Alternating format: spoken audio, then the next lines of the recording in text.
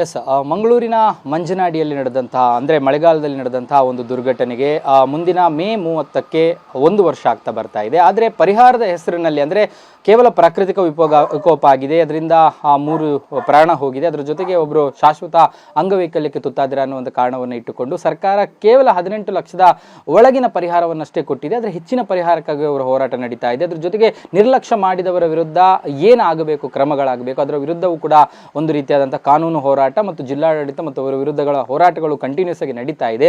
ಇನ್ನು ಸ್ವತಃ ಆ ತಾಯಿ ಇದ್ದಾರೆ, ಅವರು ತಮ್ಮ 2 ಮಕ್ಕಳನ್ನು ಕಳ್ಕೊಂಡಿರುವಂಥದ್ದು, ಅತ್ತೆಯನ್ನು ಕಳ್ಕೊಂಡಿರುವಂಥದ್ದು, ಅದರ ಜೊತೆಗೆ ಅವರಿಗೆ ಶಾಶ್ವತವಾಗಿ ಅವರ 2 ಕಾಲುಗಳು ಕೂಡ ತುಂಡಾಗಿದೆ. ಹಾಗಾಗಿ ಸ್ವತಃ ಅವರೇ ನಮ್ಮ ಜೊತೆ ಮಾತಾಡ್ತಾರೆ. ಅವ್ರ ಜೊತೆ ಮಾತಾಡುವ. ಏನು ನೀವು ಆ ಘಟನೆ ಆದ ನಂತರ ಈಗ 1 ವರ್ಷ ಆಗ್ತಾ ಬಂತು, ಸರ್ಕಾರದ ಬಳಿ ಈಗಲೂ ಕೂಡ ನಿಮ್ಮ ಆಗ್ರಹ ಏನಿರುವಂಥದ್ದು?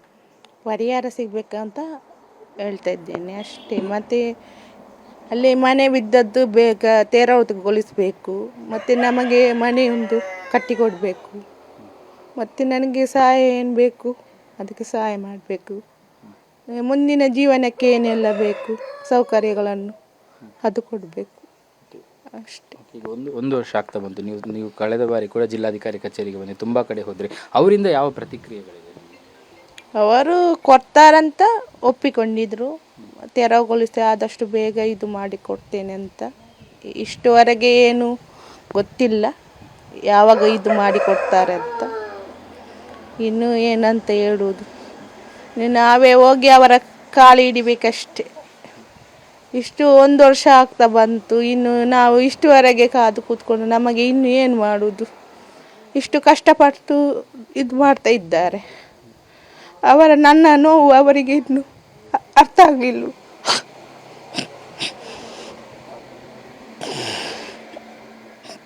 ಗುಡ್ಡ ಕುಸಿತಾಗ ಕೆಲವೊಂದು ಕಾರಣ ಎಲ್ಲ ಕೊಟ್ಟಿದ್ರು ಬೇರೆ ಬೇರೆಯಾಗಿ, ಅಂದರೆ ಮಳೆ ಬಂತು, ಮಳೆಗಾಗಿ ಆಯಿತು. ಈಗ ಒಂದು ವರದಿಯಲ್ಲಿ ಬರ್ತಾ ಇದೆ ಅಂದರೆ ಮೇಲೆ ರಸ್ತೆ ಮಾಡಿದ ಕಾರಣಕ್ಕೆ ಅದಾಗಿರುವಂಥದ್ದು. ನಿಮ್ಮ ವಾದ ಕೂಡ ಅದೇ ಆಗಿತ್ತು, ಏನು ಹೇಳ್ತೀವಿ? ಗುಡ್ಡ ಕುಸಿತ ಮಳೆ ಬಂದು ಒಳಗೆ ನೀರು ಬಂದಿತ್ತು.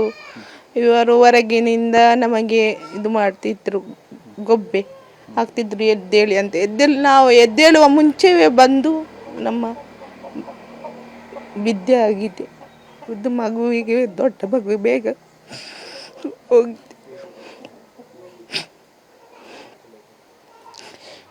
ಇನ್ನೇನು ಹೇಳುವುದು, ಹೋದವರು ಬರ್ತಾರೆ.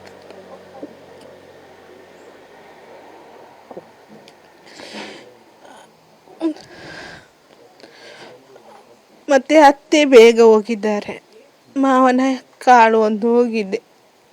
ಅವರು ಸಹ ಈಗ ಇದು ಯಾತನೆಯಿಂದ ನೋವು ಅನುಭವಿಸ್ತಾ ಇದ್ದಾರೆ. ನಾನು ಹೀಗೆ ಅವರ ಹಾಗೆ ಆ ಕಡೆ ಕಾಲು ಇಡ್ಲಿಕ್ಕೆ ಆಗಲ್ಲ, ಈ ಕಡೆ ಕಾಲು ಇಡ್ಲಿಕ್ಕೆ ಆಗಲ್ಲ.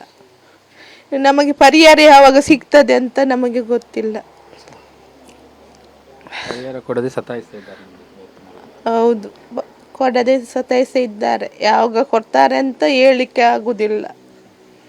ಕೊಡ್ತಾರೆ ಅಂತ ಏನು ಕೊಟ್ಟಿದ್ದಾರೆ ಅಂತ ನಮಗೆ ಗೊತ್ತಿಲ್ಲ. ಏನು ಕೊಟ್ಟಿದ್ದಾರೆ ಇಷ್ಟವರೆಗೆ ಏನಾದರೂ ಬಂದಿದೆ? ನನಗೆ ಗೊತ್ತಿಲ್ಲ,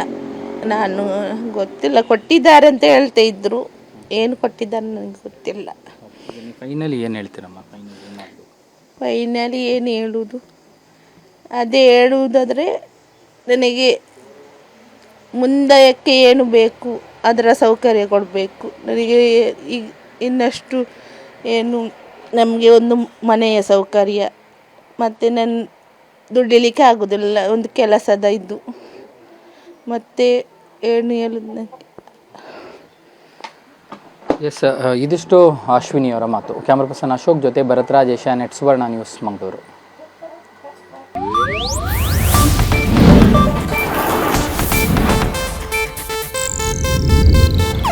ಇದು ಏಷ್ಯಾನೆಟ್ ನ್ಯೂಸ್ ನೆಟ್ವರ್ಕ್ ಪ್ರಸ್ತುತಿ.